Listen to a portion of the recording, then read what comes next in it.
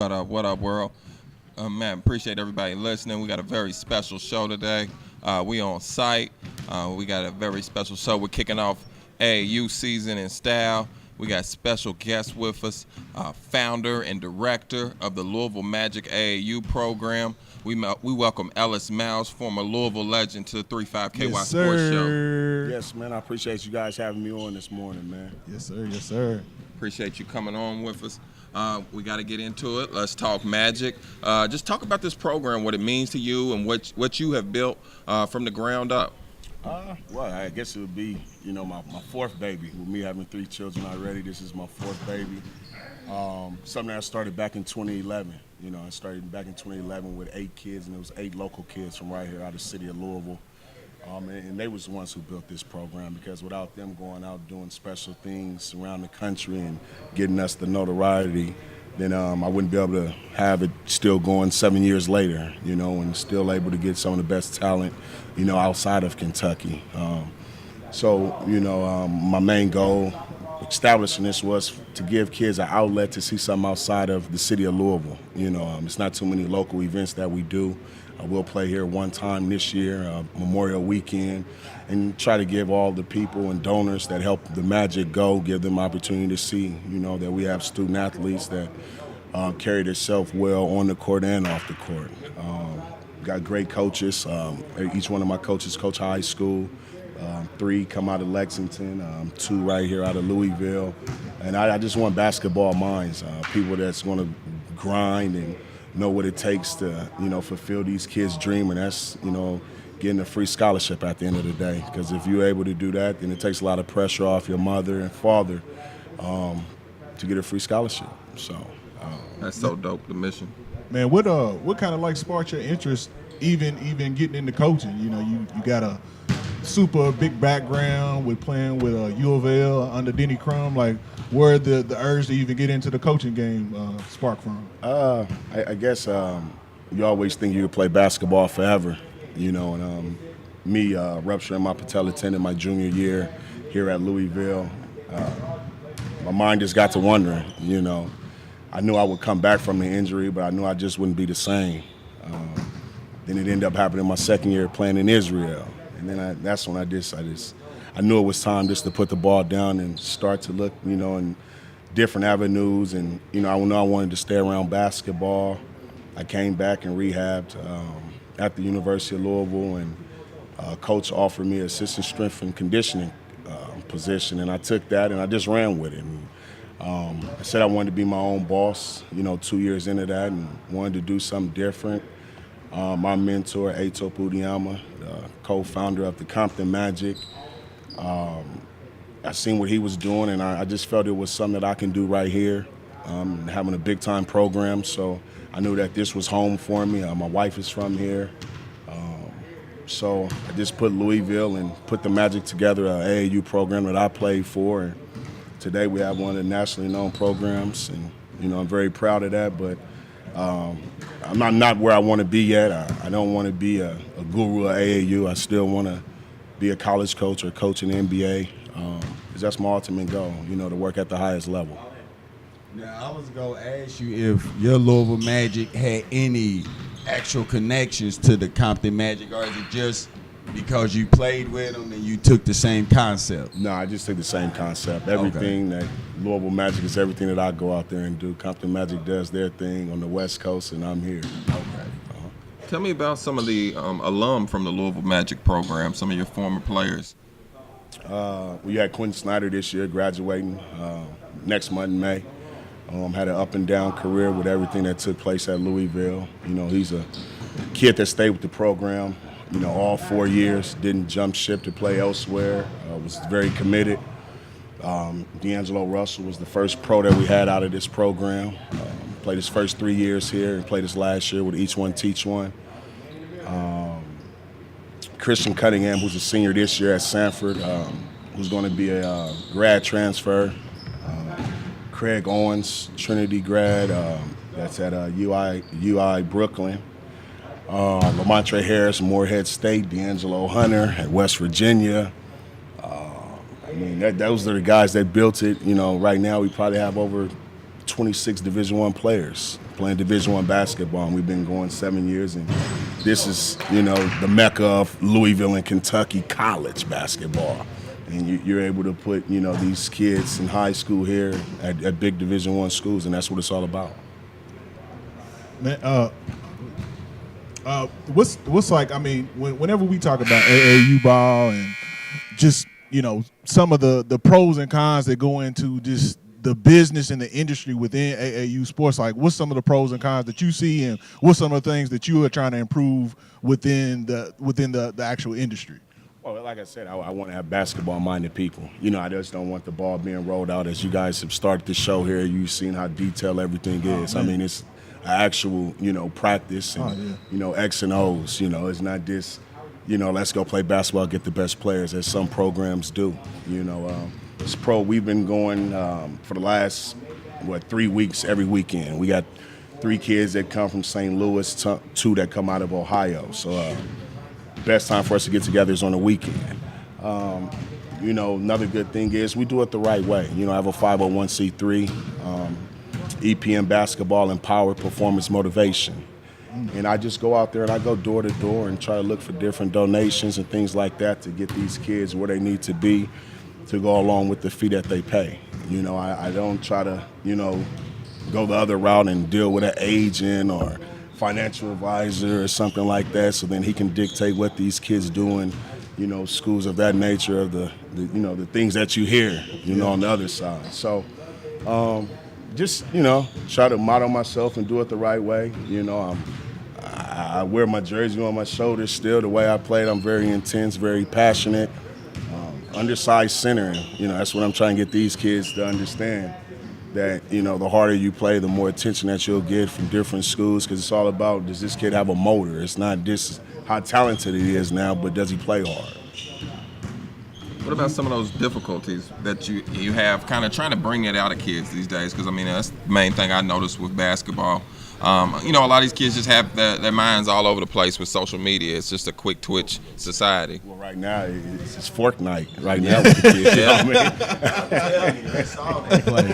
I got a 16-year-old, man, and it's frustrating at times, and I just told him this past Friday when school was canceled, and I picked him up. He lives in Versailles, Kentucky, and I just tell him it's time for you to be self-motivated. I'm not trying to live through you. You don't have to do this, but you're going to make the grades, which he does. But that's the main thing. A lot of these kids, they just not self-motivated. It's you go do this, you go do that. It's not them saying, can you give me a ride, or, can you drop me here and pick me up when it get dark? So that's probably the biggest thing right now, that these kids don't understand, that you need to be self-motivated, because once you get to the next level, that coach is not saying, hey, it's time to get up. It's not going to happen. It's going to be, hey, next one up. So that's the thing that I try to pour into these kids and try to instill in them, that, you got to be mentally tough as well, because there's going to be some ups and downs, and there's a lot of downs that go on, because the minute you're not putting that ball in the hoop, everybody's against you. Right. So. Kind of tell us what we're going to see out here today, these players that you have assembled on this 16 and 17 teams this season. Well, it's going to be kind of like my first look. As I've been trying to establish a mecca program here, top to bottom. Got a phenomenal 6th grade team, phenomenal 7th and 8th grade team that's doing wonders. I've been really traveling with them and just trying to get them established, and really haven't got a look at these guys at all. They played last weekend in their first event in the Bearcat Classic, and both of these teams won. They won a championship up there, 16 and 17 division. And, I wanted to get opportunity to see them and take the tape from here and go back and see, what we actually have going into next week. As last year, our 17U in the spring, they went 8-0 in the Adidas Gauntlet. So, I just want to try to see if we can try to go out there and do some of the same things we did last year in the spring. What's your schedule looking like this spring and summer? Well, as I said, we'll head down to Indianapolis this coming up week, Friday. Schedule should be out probably tomorrow or Tuesday. Head down to Atlanta for the second gauntlet. Then take off Derby weekend, let the parents enjoy themselves, let the kids kick back. Then we'll head down to the Bob Gibbons, and then we'll be here, like I said, to let our fans and donors get opportunity to see these student athletes play Then July we'll be New York City, and we'll be out in Vegas. Still contemplating on Los Angeles. Just depends on how well they playing. If I want to go that much harder to try to make it happen. Right. So Definitely. And you being a former Cardinal, we got to get your thoughts on the Yes. program and the hire of Coach Chris Mack. Just kind of, lose how you feel about coaches in his first couple weeks on the job. I'll be honest, I haven't seen a whole lot of the interviews or what he has going on over there. I was at the press conference, spoke very well. Seems like a great guy, good family.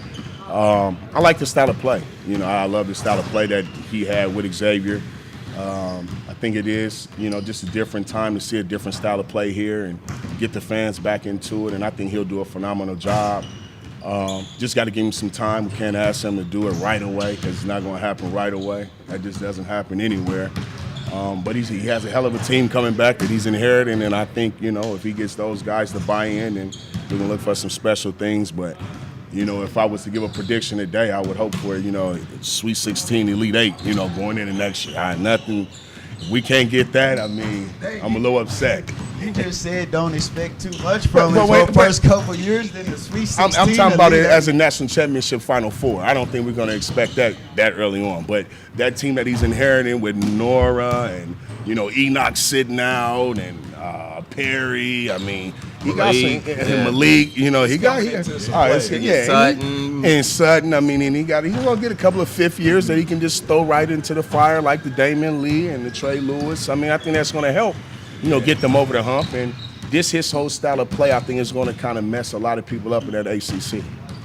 That's it. Have you had any interaction with Chris Mack previously, like on the road or just when he was at Xavier? Well, back when I had that phenomenal group, when I started this program, when I had D'Angelo and Quentin, they recruited those guys. Mike Pagese, he was there on that staff. And then one of my really good friends, Rasheem Davis, who's at UMass now, he was up there as well. So that was kind of the only interaction I had. They've invited me down there to the individuals they've had.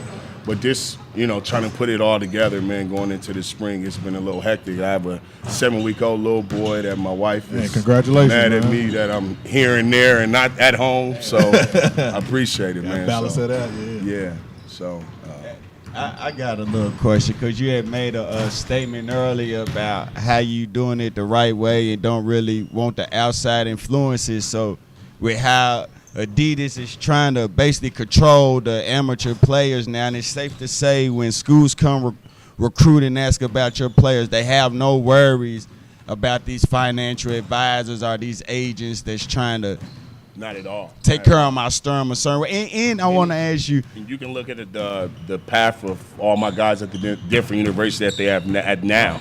And they're not at this university or that university as an Adidas. Spread it out. I couldn't even think of who's at an Adidas school right now. I ain't gonna lie, like when I was thinking about putting my son in AAU, because I'm a Nike guy, like I'm brainwashed into that. And of course, we know about the Louisville Magic, been hearing about it since you started.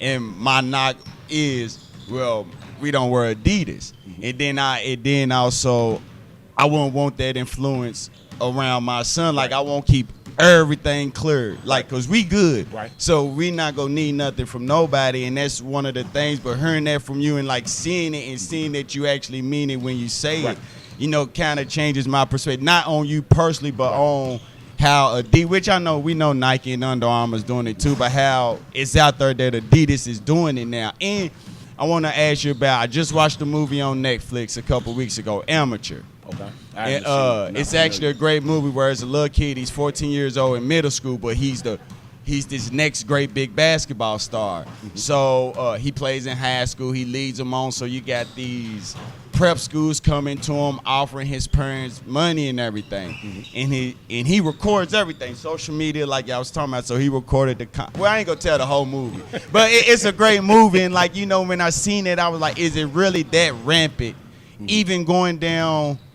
to the middle school ages, like. Well, it's a little mind-boggling to me when I go to some of these middle school events and, there's something going on Twitter. Coast to Coast just posted. I don't know if you guys follow them, but my 8th grade team played against the 6'10" kid yesterday. So I guess it's just where you at. You know what I mean? It goes on different places. People want to win that bad. But like I said, I mean, we're willing to put the time in. These guys, we went twice yesterday, once today. Every weekend is 2-a-days. You know, my middle school teams, we practice Tuesday, Wednesday, Thursday. You know, so we do it the right way. You know, and it's hard for me to, you know, say what everybody else is doing because I'm a person, since I've been there, I've always stayed in my own lane. And a lot of people, you know, probably don't attest to everything that I do because I'm an outsider. I'm not from Louisville, Kentucky. You know, so I just try to do it the right way, man. And if you like it, you like it. If you don't, you don't. But it's a lot of people that do enjoy what I'm doing. I heard nothing but good things about it because, like I said, the kid I asked you about earlier that played middle school with my son, I had asked his peoples about. You know, I kind of like to get a feel for everything before I make any decision because, like I tell my son, the AAU, you can't be playing Fortnite all night and still do. You're going to have to completely doing. Right now, he still wants to be a kid. Cool. So when you don't make the team and get cut, you know why. Like, don't cry. I don't want to hear none of that. I come to you because you said you asked the kid the other day, he don't want the self-motivation. We don't have that, and that's what I'm trying to get for. But I see the one kid that you do coach on your 6th grade team, like, I see the difference in him, like, from coming through y'all program. So I do know that y'all putting in the work and actually showing these kids. So. That, man. I appreciate that. Give me a quick. I know you gotta run. You gotta get this show on the road. Give me some rundown of a couple of the guys. I know you don't want to take shine away from anybody, but if you had some like under radar guys, maybe somebody who might pop out on the scene this summer for you with your 16s and 17s. Well, we'll see. I'll just go down the line for you guys since we're close to the stage. Got a kid, Kavon Watts, that plays at Wesley Christian. Mari Taylor plays at Takes Creek. Ashton Miles DeVore that plays at Wolford County. Zach Loveday out of Ohio. 7-footer, top 100 kid in the country. Jackson Ames out of Ohio. Howard Flemings, who will blow up this year. Very, very high on Howard Flemings from Male High School. And Tyron Moore. That'll round out the 16U group. Down on the other end, 17s. Got a 7-footer, Ryan Cole Brunner out of St. Louis. He's actually a 2020 guy, 16U as well. But I want to play him up. I think he has a chance to be very big time. Another kid, Rashad McDaniels out of St. Louis, about 6'1", 6'2". Probably heard of him back in his younger days. Another kid, Jerron Thames out of St. Louis. Another wing, Mod Price out of Fern Creek. Played down in Rupp Arena this year. Last 2 years played down in Rupp Arena. Eric Boone out of Bryan Station. Was up for Mr. Basketball this year. Hunter McClutchin from Male High School.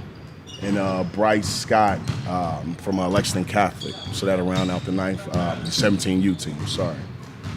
So, you know, if you had to ask the coaches, our media guy, Martin Media, some of the parents, they're riding with this 16U group. You know, they've been running it a little bit, so we'll see. We'll see. We sit back, take some stats, and see who I can get on afterwards. Yeah, it should be good. It should be good. So I think this is real good instead of going out there playing, you know, before you go into the live period. Just let us get in here and evaluate ourselves and then put it together, you know, next week. What's the scene gonna look like up in Nap next weekend? Are gonna be college coaches everywhere? The live period opens. It should be college coaches everywhere, but you know I think it'll be so spread it out because you know this year they did the first live event regional. So you know you got Atlanta, D.C., California, Dallas. So it's kind of spread out. So we'll see. You know, definitely know the college coach is gonna be where the players are. You know, so we'll see. You know this schedule and we'll go from there. But you know I know I have prospects and they'll be there to see mine. That's what it's about. Just kind of closing out, man. Like, what's some of your goals in this thing? Like, as far as with the kids and just with the program as well. My ultimate goal is to see these kids fulfill their dream, and that's to play in college one day. You know, and that's something that I'm big on because you know I'm a guy from the streets of Compton, California. It wasn't easy for me to get here and get a college scholarship. You know, a lot of these guys got a hell of a story to tell. You know, a lot of these guys they have a mother and father at home. You know, so it's a little bit easier for them. I'm not saying they got a, you know, silver spoon in their mouth, but I mean, I just want these kids to just you know be mentally tough. You know, as I always tell them, you know, I say a lot of things that come out of my mouth, but it's the stuff that's important to pay attention to. Because, you know, I'm always getting on you. I'm always have something sarcastic to say, you know, because that's just me. But, you know, my ultimate goal, man, is just to see these kids have fun and not be in trouble, because we have a lot of kids in trouble right now at this age, you know. So just want them to be committed, you know. This is a big commitment, you know, for the parents, you know, and the kids, you know, because like I said, we practice. So, you know, I just want to see these guys, you know, have the opportunity to play in college one day. That's what's up, man. Well, we thank you. We're here with Ellis Myles, the director of the Louisville Magic program and founder. We appreciate your time. Appreciate you having us out here today to check out the squad and young men and give them the spotlight they deserve. You and your staff do a wonderful job. I've been fond of your program for a long time. So much success and health for y'all this AAU and safe travels. And let's watch some ball today. I appreciate you guys having me on, man. I Yes, appreciate sir. you guys even being here. Thank you. Yes, sir, man.